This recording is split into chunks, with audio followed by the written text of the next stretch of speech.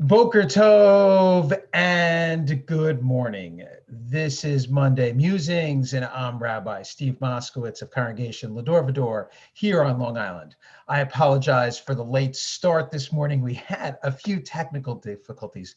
Fortunately, we have a very large support staff at the synagogue that was able to help. Okay, so we are on this morning. My guest this morning is Danny Mishkin, one of the directors and founders of Sababa Beach Camps. Welcome, Danny. Welcome. Thank you so much for having me. Chag Sameach. Chag Sameach. It's great to have you on for Passover, especially, given what we're going to be talking about. I thought it's a perfect theme for the holiday of Passover. So just a little bit more about Danny. As I said, he's one of the founders and directors of Sababa Beach Camps. I'm going to let him tell us a little bit more about those camps. And he also has a master's in Jewish education from Hebrew Union College Jewish Institute of Religion. Correct? That is correct. Yep. All right, great. So Monday Musings is meant as a spiritual kickstart to the week. So let's get us started. Tell us a little bit, first of all, what does Sababa mean? Sababa's favorite term. It's Israeli slang. It's actually Arabic of origin, but you'll hear it anytime you go to Israel. Everything's always Sababa. It's all good, no worries. And that's really what the vibe of our camp is. We like to spend our time at the beach. We want to create a vibe of Sababa. We just always say, let's lower your Sababa level. Let's be more chill. Let's take it down. And the other, on a more serious note, we also mean Sababa to mean in the moment or fully present. That's a camp thing. So how fully present are you in the moment is sort of a level of your Sababa. And so having a lower Sababa level means you're feeling chill and relaxed. If you're having a higher Sababa level, you're distracted and a little scatterbrained, which is all good. But we think a day at our camp lowers your Sababa level. Okay. I don't think Sababa is really a translatable term. It's almost just like Sababa, just It like is. it's like an exclamation point that you just add to something. Yeah, and it is. It's like chill, cool, relaxed, Sababa. Yeah, that's great. You got to tell us a little bit more. So your camp is about surfing. Yes, it is about You're all beach programming. So we do surfing. That is like our probably most popular activity, but anything water immersive. So at our sleepaway camp in Virginia, we have surfing, sailing, scuba diving, ocean art, and ocean discovery. Those are the things you can major in. Surfing's definitely been our most popular. I'd say about 50% of the campers do that, and we have kids who can do beginner level all the way to advanced level of instruction. So you can get push starts where you have an instructor right next to you, all the way to carving turns and things like that. We have incredible instructors. But surfing is all these activities, these water-based activities are things that just, you got to be fully present in the moment. And that's kind of what life is missing a little bit. We're always on our phones a little, checking this. We want to be somewhere else. When you're surfing or scuba diving, and I'm a surfer, when I'm surfing, I don't want to be anywhere else. I want to be exactly where I am. And that's a great feeling for someone like me. So I've never surfed. I've also never scuba dived, but let's just focus on surfing, since you said most of the kids do that. And I know that's your That's particular my passion. passion. That's how I came to this. I am a surfer. Right. So we got to get to the whole part about like the Jewish camp and surfing, that those are connected. But tell us a little bit more about the surfing experience. Like, you want to get me to do it. All right, my pleasure. I want everyone to do it. I say the more Jewish people who are surfing, the better this world will be. So I've been surfing for about 20 years now. I'm 42 now, so I took my first lesson on a trip to Hawaii, visiting a friend of mine. And then I thought, okay, that's something I'll do on vacation. I may or may not ever do that again. And yet, whenever I took a vacation, I wanted to take a surf lesson. I really enjoyed it. And then on my honeymoon, I caught the wave. And anyone who loves surfing as much as I will tell you, I remember the wave I caught that did it. And I was on my honeymoon. Me and my wife had taken surf lessons. She's like, great, I'll never do that again. I was like, can I take another lesson tomorrow? And I did. So I went out early in the morning with a guide. And he was pushing me into some waves, and I was getting the hang of it. He's like, "Do you want to go out a little further? There's some kind of good waves out there." I said, "Yeah, let's go for it." And I am getting dumped on. The waves are crashing on me. I'm falling. And then I catch one where I take it from the top of the lip all the way down to the bottom, and I ride it about 100 yards. And I remember right when that wave was done, said, that changed my life. This is what I want to do. Like, I loved that feeling. And I can actually remember exactly where I was. And I have watched kids catch that wave where they just ride it from the top to the bottom and they really feel like they're floating on water. And I've seen the look in their eyes change. Like, this is now what I do. And it really is that special of an experience. And I've had a lot of new experience. I've been an athlete all my life, but very few things captured, that feeling of just riding that wave and feeling like you're floating on water. Is it possible to give it a little more words in terms of like to I think I know what you're talking about. I think so. So listen, surfing is one of those things where things have to come together, right? There's winds in Florida that create waves in New York, right? And then you sort of time it right, you paddle in, and then right when the wave sort of props up, you pop up and you sort of, get jolted forward. It's a you really flash forward and you're sort of riding this wave and the ocean is pushing you along. It's, it is a little hard to describe, but on the other hand, I think you feel as if nothing else really matters. You feel tiny at one because you're in the middle of the ocean, and yet huge because like you feel like the center of the universe also in that moment, which I think is really amazing. And it doesn't require a big wave. In fact, that was a 2-foot wave, I think, that I rode, but I caught it right and it felt so good.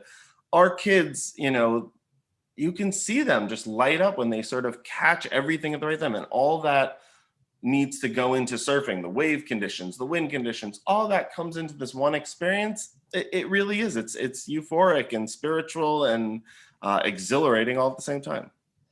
One of the things that occurs to me as you're describing this, because that was very helpful, you do have to observe nature. You have to sort of like, in terms of the timing of the wave, I mean, you have to be watching the waves to get a sense of when you're going to pop up, as you say.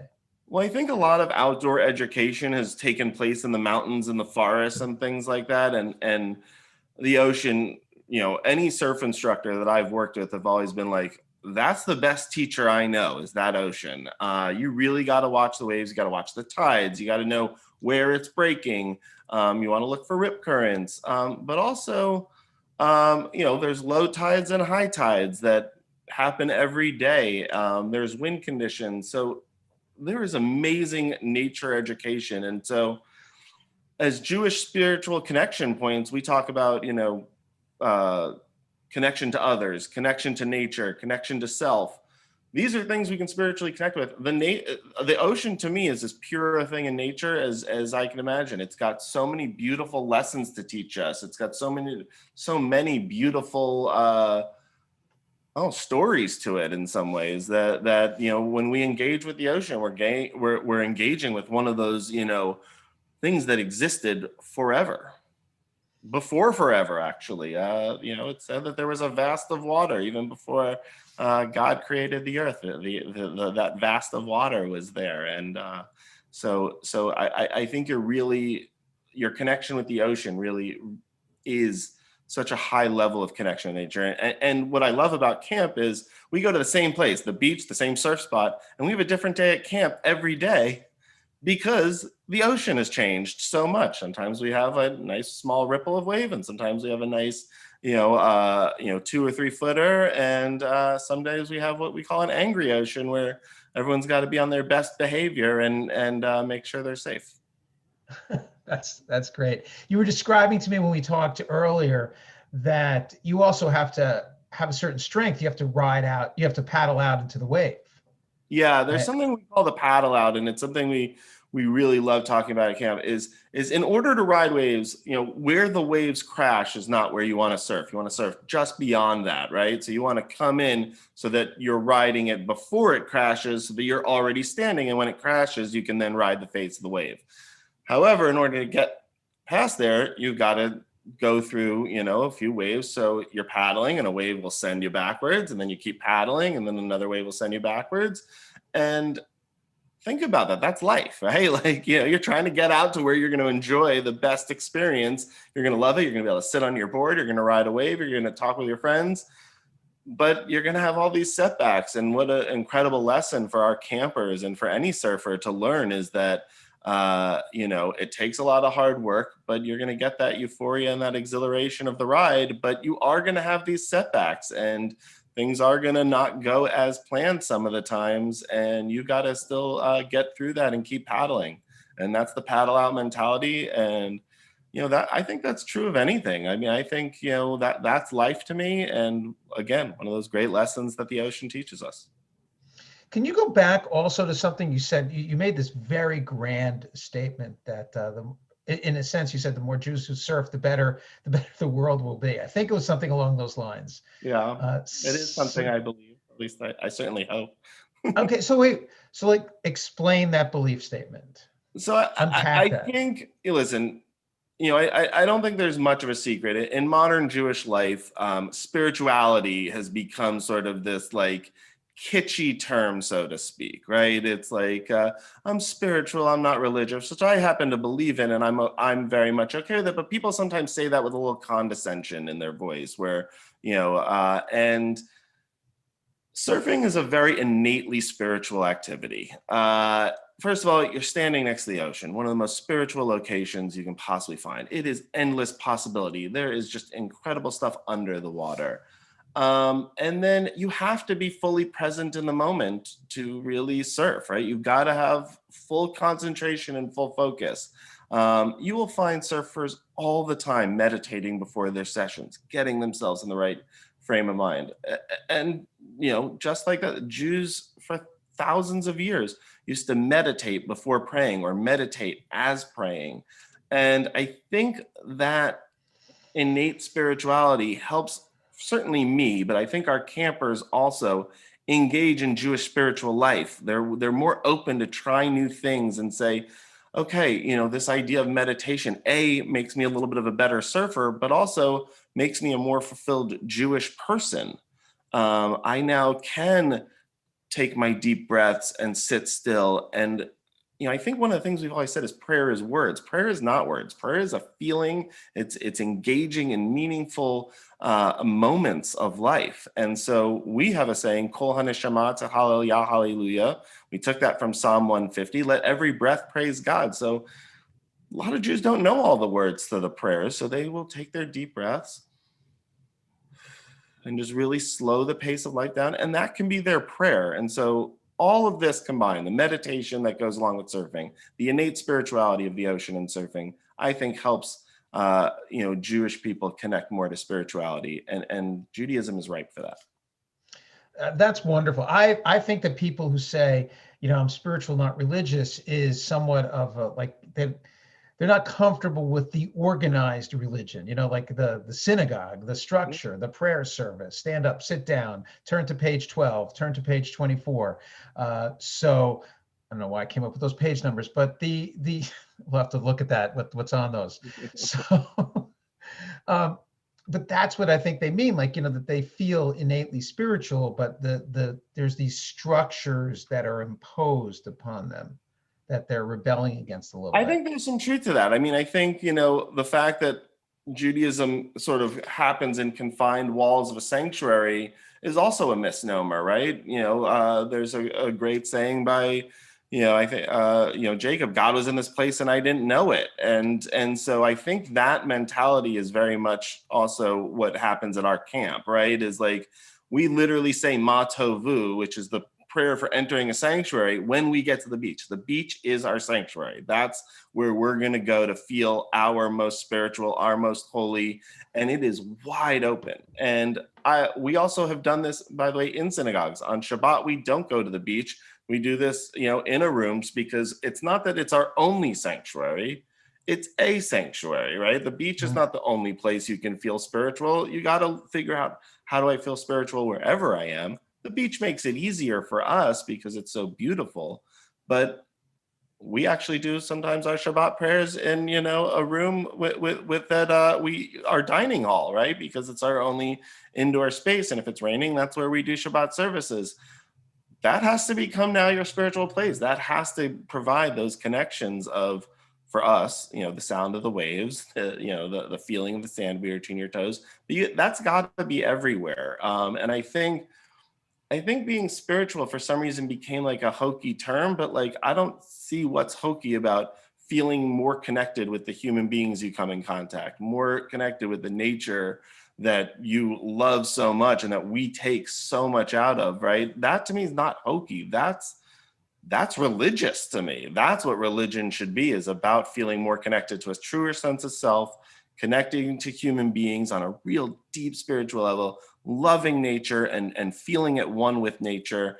That to me is spiritual and religious. I don't, I think those terms don't need to be totally different, but they have become constructed that way. And I think people don't know that they can interweave a little bit, and they can enjoy also. I think we try to define everything. Why do we need to define this? If you feel spiritually connected somewhere, love it, embrace it, make that part of your religious practice.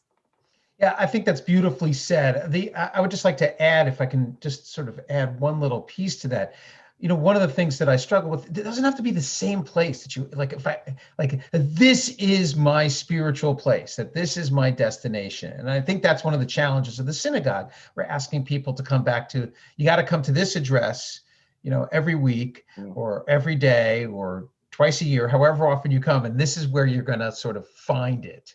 And that can be anywhere. I like the fact that you almost challenge the campers to say, like, when it's raining, we're going to have to go to this room.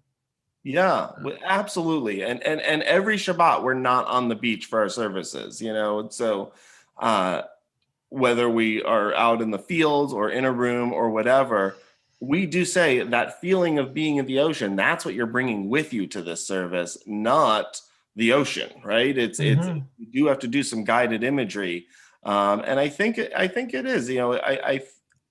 What I found via Zoom is how much people matter to me, to my holy spaces, right? It's when I'm having a Seder last year or this year, and I Zoomed with my parents who I hadn't seen in so long or whatever, or people across the country. I found that my sanctuary more was about the people I shared it with than the place I actually was. And I think that should be, I hope, is one of the things we get out of this Zoom experience and this year that we've just had, is that people can be a sanctuary too, and sometimes just connecting with them face to face provides that sacredness as well.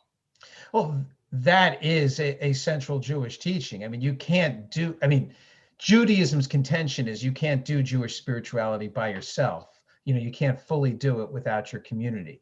Like, you can meditate certainly by yourself and you have a spiritual moment, but you need the community for a certain uplift and to carry you. And that's a perfect metaphor for surfing, which I think, by the way, because surfing is an alone sport.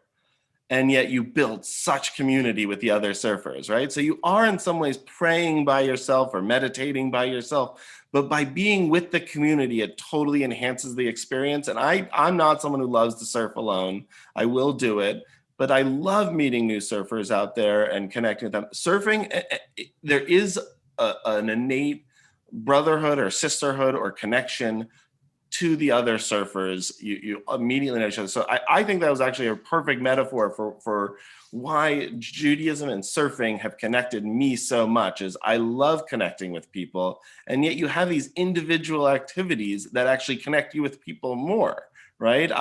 Some of my closest friends I made because I've surfed with them. You recount the waves, you sit out there waiting for a wave, you're sitting on your boards, you're talking, telling jokes, wave comes, everyone stops what they're doing and sets up for the wave. And, you even say, this one's you, I got the next one or whatever. And you do make very close relationships through that experience. Right, but you still have to surf the wave by yourself, which is perfect. But I think you have these moments of growth in Judaism by yourself, whether it's the Amidah prayer moments or, reading by yourself. I love studying with other people, but when you do it, it enhances your relationships to other people. So I totally agree that you do things by yourself sometimes, but there is for the sake of community aspect of both. Yeah, it is remarkable the connection that you find. I mean, I look, you know that I bike and I ride a lot on Long Island, and I find it deeply spiritual. And I do remember the moment where I was actually riding the bike back from the bike store, and I'm like, oh my God, I got to be doing this more often. I mean, like there's a certain at oneness with nature because you're dependent on your own power. Yeah, You and know, yeah. And go that ahead. everything changes. I think exactly what you're saying. I mean, I don't bike avidly, but I think one of the things that we at Sababa have always said is, listen, we don't care whether surfing or scuba diving is your thing. We want you to find your thing, that thing that um, helps you escape, but helps you feel more connected at the exact same time, right? Like, you don't want an activity that just helps you escape, right? Because we're always escaping from something. That's not to me, you're escaping and feeling connected and tethered at the exact same time. It's not, okay, let me go do this for an hour because, I'm going to escape my regular life. No, that's very much a part of your regular life. And surf culture is a big part of my life, and surfing connections are a big part of my life. And I want it to be part of whatever I would consider my everyday life as well. I mean, it infuses everything I teach, and I would imagine the same thing with cycling. So I'm not looking to say, hey, we're going to make the best surfers, the best scuba divers, and that's all you're going to do. I'm hoping that Sababa campers are passionate people, and when they find their thing, they can do so and sort of engage with it passionately as part of their life. Beautifully said. Well, Danny, thank you so much for coming on the show, as I like to call it. It's a bit much, but it was great learning with you, talking about Sababa Beach Camps and learning a little bit more about surfing. Maybe you'll get me out there one time. It would be my pleasure. Free surf lessons anytime you want them. I would love to do that. This is the shaka. This is the sign of all the surfers. You'll see all our campers doing this when they feel stoked. And we love to help all of our campers and rabbis and staff members and any visitors feel the stoke of wonderful ocean living and surfing in particular for me. So thank you very much for having me. Thank you. And this was Monday Musings.